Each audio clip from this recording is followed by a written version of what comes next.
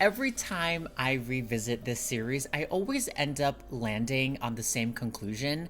Saw 2 is my favorite movie in the entire franchise. The original Saw deserves every bit of praise it gets. It's one of the most influential horror films of the 2000s. But when I ask myself which Saw movie I actually want to sit down and rewatch, it's almost always Saw 2. To me, it's the perfect balance of everything a sequel should be. It expands the mythology without making it feel overwhelming. It gives us memorable traps without letting the gore become the entire point. It introduces one of horror's greatest villains in a much deeper way. It gives us an ensemble cast that constantly keeps the tension high and delivers what I honestly think is the best twist in the franchise outside of the original, of course. One of the smartest decisions the movie makes is refusing to recreate the first film. Instead of another single room mystery, Saw 2 opens the world up. We have a group of strangers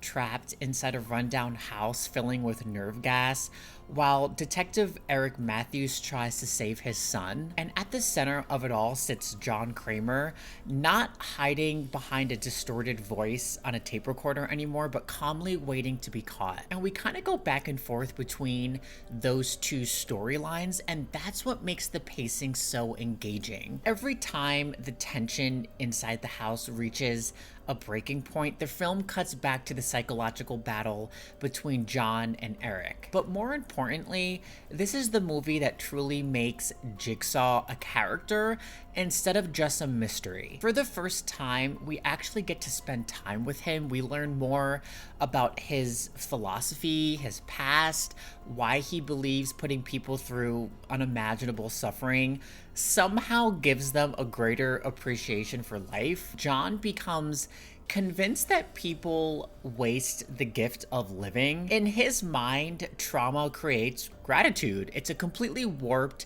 worldview, but it's fascinating because he genuinely believes he is helping people rather than punishing them. His patience and his calm demeanor, the way he constantly speaks in riddles and half-truths, and his ability to justify every horrific thing he does makes him one of horror's most compelling villains. He's calm and calculated and confident that human nature will do most of the work for him. If people fail his games, that's on them. They weren't strong enough and he didn't do anything. That's what makes him so unsettling. But Jigsaw also knows exactly what decisions they're gonna make before they make them, and the movie constantly proves him right. Detective Eric Matthews is the perfect example of that. John doesn't want him to solve a puzzle or survive a trap. He simply tells him to sit down, talk to him for 2 hours, and he'll be reunited with his son. It's probably the easiest game anyone in this franchise has ever been given, but John already knows that Detective Matthews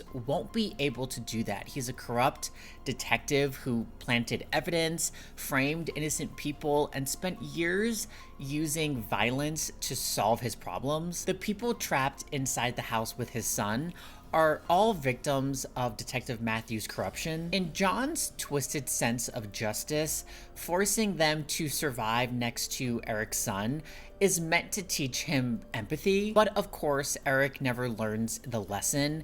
Instead of listening, he loses control. He gets impatient, beats John nearly to death, and ultimately proves John's entire analysis of him correct. Like so many victims throughout the franchise, Eric fails his test long before he realizes he was even taking one. That idea runs through the entire movie. Almost every major moment comes down to the same question. Can these people slow down long enough to think, work together, and solve this puzzle? Or will fear make the decision for them? That's why I love the ensemble cast so much. The larger scale game makes for such a fun sequel. One abandoned house, a gas eating away at their nerves, every room hiding another clue, another message, another trap, and almost immediately the group starts to fall apart. Amanda tries to explain how Jigsaw thinks because she survived one of his games. Everyone becomes convinced that they're the only person they can trust. And then there's Xavier. He is one of the biggest reasons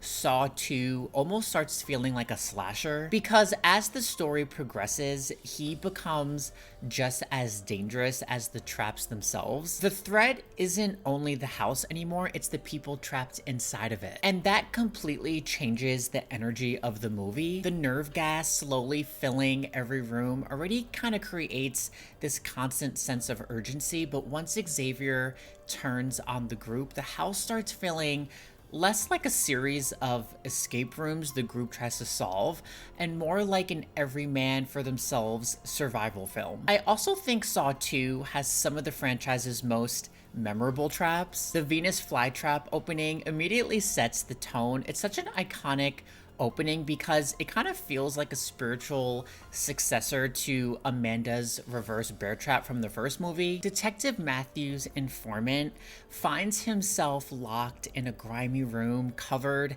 in green and yellow lighting, this metal mask lined with spikes that's closing in 60 seconds, and a key hidden behind his eye that he has to cut out. It's so horrific and gory, and my personal favorite trap in the whole franchise. Then there's the needle pit, where Amanda has to dig through hundreds or thousands of needles to find a key to a door, which is still one of the most uncomfortable scenes in the entire franchise, just because it's built around such a universal fear. It's not as graphic as later films, but Amanda covered in needles puncturing her body is such an insane idea. Also, the razor box has always stood out to me for a different reason. It's a slow, horrifying death reaching into a glass box for an antidote, only to realize once you pull your hands back out, it's slicing your wrists. And she doesn't even listen to Jigsaw's tape, which always infuriates me. She really thought that she was just easily gonna be able to get that antidote without a consequence. This group isn't actually listening to anything Jigsaw is saying. Granted, he puts people in pretty impossible scenarios, but everyone is so driven to just get themselves out. If they just worked together, they could have survived. Their obsession with finding the antidote blinds them to every other solution. Nearly every line John delivers is a clue hiding in plain sight. When he tells the victims in the house that the combination to the safe is somewhere over the rainbow in the back of your mind, he's being almost completely literal. Every person in the house has a number written on the back of their neck, but because everyone's consumed by fear and self-preservation, no one ever thinks to work together long enough to notice it. And then comes the twist. The detectives eventually discover that the footage they've been watching isn't live at all. Everything inside the house happened hours earlier. The entire investigation has been built on a false assumption, and that's what makes the reveal so satisfying. But somehow the movie still isn't finished. The final reveal is even better. Amanda was never just another victim. The entire time she was working alongside John, making sure the game unfolded exactly as planned and that Daniel safely made it to the end. Suddenly, every interaction she had throughout the film just takes on a completely different meaning. She wasn't just trying to survive, she was guiding the game. And that's one of my favorite things about Saw 2. Almost every major reveal rewards you for paying attention. John tells Eric early on, your son is in a safe place. The first time you hear it, you naturally assume he's speaking metaphorically. Daniel is literally inside of the safe, sitting just a few feet away from John for almost the entire movie. If Eric had simply trusted him and waited the 2 hours exactly as instructed, he would have been reunited with his son. And I'll never forget seeing that for the first time. It's one of those twists that completely changes the meaning of everything that came before it. And then the film somehow finds one last surprise.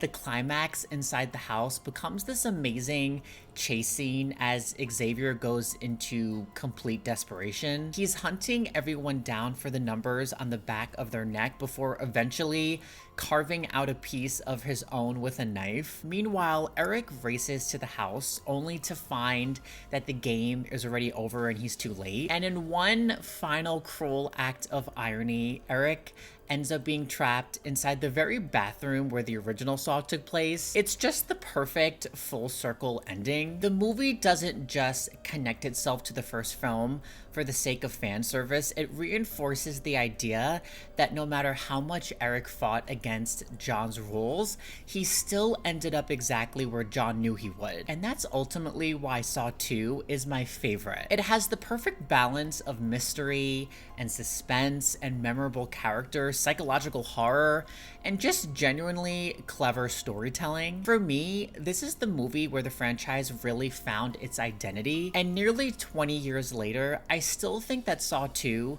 is the franchise at its absolute best. If you enjoyed this video, go ahead and give it a like and subscribe to my channel, and I'll see you in the next one. Bye.